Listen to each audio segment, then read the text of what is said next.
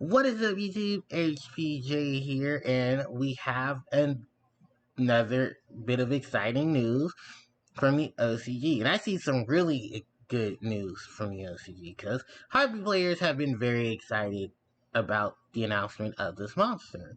And now its effects have been revealed. So, if you haven't already heard, Harpie's pet dragon is getting a retrain. This is Harpie's pet dragon, Saint Fire. Well, Harpie's pet dragon, Fearsome Fire Blast, which is going to be known in the OCG as Harpie's pet dragon, Saint Fire Giga. Now, this monster, initially we didn't know any of its stats or its effects. All we knew, well, we knew some of its stats, but not all of it, and we didn't know what effect it was going to have. Now we know all of it, and I'm going to take this video to go over it. This is by far one of the best improvements of a retrain that I have seen, and definitely needed. And I'm going to go over everything that I possibly could with this card. Now, before I go any further, of course, I just want to also state that this is a monster who's based off of the attacks or abilities of monsters from the anime. Because this also fits into the monster setup that's coming out. It's a series of monsters that have signature attacks or abilities that were used in the anime. Guiltia, the Dragon Knight, um, Mystical Elf, and Kaiser Glider are getting variations themselves. This is not new for the Yu-Gi-Oh series because we've had stuff like this happen with cards like Dark Magician and his Dark Magic attack, Dark Magician Girl, her Dark Burning attack, Harpie Lady Sisters, Triangle Ecstasy Spark, Blue Eyes White Dragon, Burst Stream of Destruction, and so many other cards that I can name, and I probably wouldn't even have scratched the surface. So, with that, Harpies are getting their monster, and I'm very excited about this overall. So, let me go ahead and we take a look at this. So, Harpie's Pet Dragon, Fearsome Fire Blast. Known in the OCG as Harpie's Pet Dragon, Saint Fire Giga. Level 7 Wind Attribute, Dragon type monster. 2000 attack, 2500 defense. You can only use this card's first and third effect once per turn each. If you control a level 6 or lower wind monster, you can set summon this card from your hand in defense position. Monsters cannot target level 6 or lower Harpie monsters for attacks. If this card is sent from the field to the graveyard, you can send one Winged Beast monster from your deck to the graveyard. So, what are the improvements that this has over the original Dragon? Well, first, it has the ability to special summon itself as long as you control a level 6 or lower wind monster, which that's not hard to do in this game at all. The other addition effect is that it pretty much does the marauding captain. Your Harpie, your level 6 or lower Harpie monsters can't be targeted for attacks, which it's okay. That's more of a Duel Links type of situation attack effect, if you ask me. But even then, most of Duel Links stuff has improved at this point, but it can still be viable. And then its last effect is a Foolish Burial for Wind Winged Beast, which in many decks that do have Wind Winged Beast, this can be an improvement. You can also take into account, maybe you can even splash in some other Wind Winged Beast monsters and take advantage of it there. The overall side of this monster is that it doesn't have the attack buff that the original Dragon has, which I don't really think, to be very honest with you, I don't care. Like, it doesn't gain 300 attack and defense, that's fine. This monster can special summon itself. This monster can Foolish Burial. This monster, overall, still has the same stats as the original Dragon, except for it doesn't have the power boost, which I'm perfectly okay with, because this is something that all Harpie players have wanted. We wanted a Harpie's Pet Dragon that wasn't going to be a dead draw in our hand. You can potentially now see this going to be played because it's now giving an improvement to where we can play it. If you want to play rank 7, you now have the chance to go into it with ease.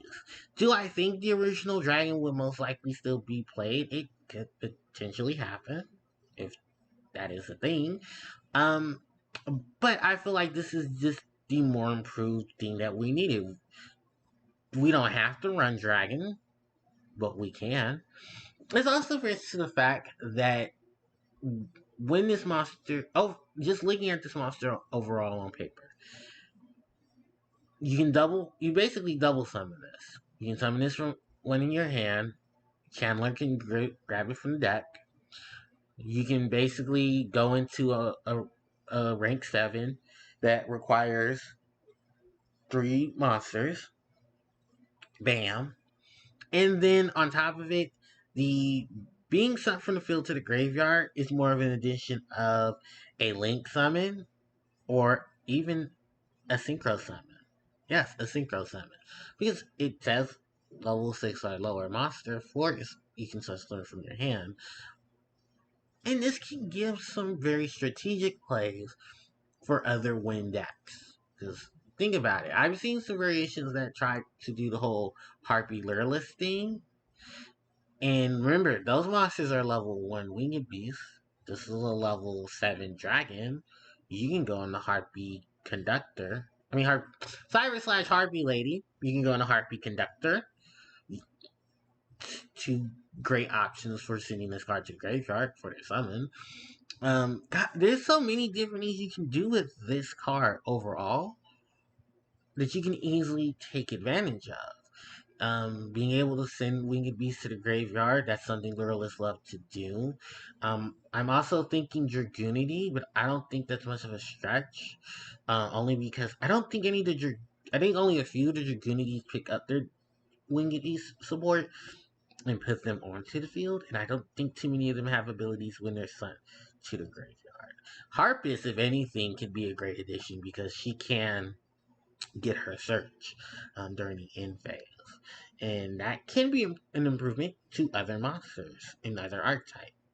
Just because of the fact that you could potentially include both of them and have not only a easy special summon, but a good search for the end phase and a good mill as well. Um, Tempest, the Dragon Ruler of Storms, could potentially make a rise back in the Harpies if that is the choice to play because it is an extender. My only issue with Tempest overall is the banishing of wind monsters to summon itself. Whereas its first ability was not a bad thing, it's just you didn't really have many things to target. If you weren't running a Dragonity tuner that could easily summon itself, which I think at this point I think they only have like one, maybe two of them that does it now. The other thing is that you can now search for this monster thanks to Tempest. So Tempest won't be too much of a useless thing in the deck then. I personally did not run Tempest. I did not like Tempest and Harpies because it just was too many necks against it. Banishing the summon it, that's losses of monsters in the graveyard that Harpies, essentially have those plays with. Thanks to cards like his third party. This overall, this is a great card. Like I said, it has a lot more going for it than the original Dragon, and it opens up a lot more versatility than the original Dragon did. So that is my very hot take to this, is that this is an improvement that we wanted. People are not gonna like what it. Some people are not gonna like the fact that it doesn't have its power boost, but whatever. The other two effects make up for it. And I think this is definitely something I'm going to be playing around with and will be testing. Now, the next question that has to be asked, and we're going to start asking this now, is will Harpie Lady Sisters get a retrain? What could that potentially be, and what could it potentially mean for the archetype? Because that's the only one besides Harpie Girl that has not had a retrain. There's no retrain for Sisters and no retrain for Harpie Girl. Those are literally the only two in terms of Harpie monsters in the main deck that have it. Because we don't count Birdface. Because unfortunately Birdface is not... it's a searcher for Harpie Lady, but it has its own restrictions. And that's old school Yu-Gi-Oh! In its nutshell. But the thing is that those two are the only Harpie monsters that are technically Harpie monsters and don't have any legitimate, retrains. I can't wait to see what they'll do with them in the future because we potentially seen sisters in Harpie Girl get those retrains and then get the added additions that we need. Like maybe Harpy Girl could be an additional, another extender like this. Can sisters be an easy summon and then have abilities attached to them because they're, the Harpy Lady sisters? Like what could that potentially make for them? You know, because I would love to see a Harpy monster besides Harpy's pet baby dragon that destroys other monsters, you know, or at least be an extension of this card's name is always treated as Harpy Lady Sisters, and then be not only a target for alien egotists, but also be able to still be normal special summon without restrictions attached to it. So that's a lot for me to drop in that whole statement. But I think a lot of people can agree with me there. So I want to wrap up the video here. Let me know in the comment section what you guys think of the new addition to the Harpy archetype. Will you be playing this card, and what potentially can you see this card be, um, useful in? Not just in Harpies, what other decks could you see this card useful in if you were to hybrid Harpies themselves? So let me know all that in the comment section below. Don't forget to like, comment, share, and subscribe to the channel as it helps out tremendously. Also, you can hit the notification bell so you're informed when I do upload more content. And in the description box below are the social media links. So, Facebook, Instagram, Twitter, and more.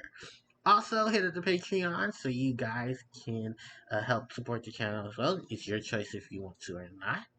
And of course, I will be dropping some more content very soon. So, thanks everybody for watching, and I'll catch you all next time. HBJ signing out.